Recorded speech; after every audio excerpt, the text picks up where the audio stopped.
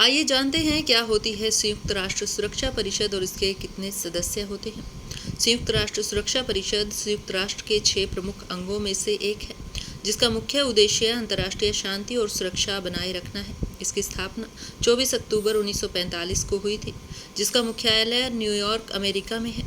संयुक्त राष्ट्र सुरक्षा परिषद में कुल 15 सदस्य होते हैं, जिसमें 5 स्थायी सदस्य होते हैं तो 10 अस्थायी सदस्य।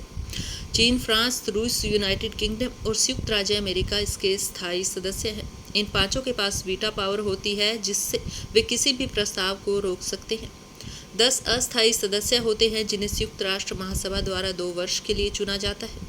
ये सदस्य क्षेत्रीय आधार पर चुने जाते हैं, यानी कि अफ्रीका और एशिया से 5, पूर्वी यूरोप से 1, लैटिन अमेरिका और कैरेबियन से 2, पश्चिमी यूरोप और अन्य क्षेत्रों से 2 सदस्य चुने जाते हैं।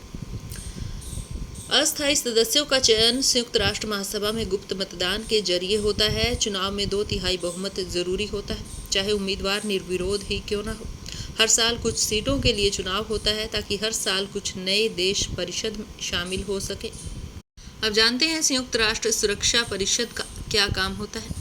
संयुक्त राष्ट्र सुरक्षा परिषद का मुख्य काम अंतर्राष्ट्रीय शांति और सुरक्षा बनाए रखना, शांति स्थापना मिशन, प्रतिबंध और सैन्य कार्रवाइयों को स्वीकृति देना, विवादों का समाधान और वैश्विक संकट में हस्तक्षेप करना होता है। इस वर्ष 2025 में जुलाई के लिए पाकिस्तान को संयुक्त राष्ट्र सुरक्षा परिषद का अध्यक्ष बनाया गया है। पाकिस्तान को इस कुर्सी पर चुने जाने के पीछे क्या कोई खास वजह है? पाकिस्तान को अध्यक्षता मिलने का कारण उसका अस्थायी सदस्य होना और रोटेशनल क्रम में उसका नंबर आना है, न कि किसी विशेष चुनाव या कूटनीतिक प्रयास के कारण। इस प्रक्रिया में किसी देश की नीतिगत स्थिति या छवि की भूमिका नहीं होती, बल्कि यह पूरी तरह से एक स्वचालित रोटेशन होती है। संयुक्त राष्ट्र सुरक्षा परिषद के अध्यक्ष के पास कई पावर्स होती हैं। वो सुरक्षा परिषद की सभी औपचारिक व अनौपचारिक बैठकों की अध्यक्षता करता है। अध्यक्ष परिषद के एजेंडे को तय करने और प्राथमिकताओं को तय करने में एक खास भूमिका निभाता है। अध्यक्ष परिषद की ओर से प्रेस स्टेटमेंट और सार्वजनिक घोषणाएं जारी करता है। परिषद के सदस्यों के बीच संवाद और समन्वय तय करता है, जिससे परिषद की कार्रवाई सुचारू रूप से चले। यदि अंतर्राष्ट्रीय शांति और सुरक्षा को तत्काल खतरा हो तो अध्यक्ष आपातकालीन बैठक बुला सकता है। अध्यक्ष परिषद में प्रस्तावों और संकल्पों पर मतदान की प्रक्रिया संचालित करता है। वो सुरक्षा परिषद की सहायक समितियों के कामों का भी समन्वय करता है।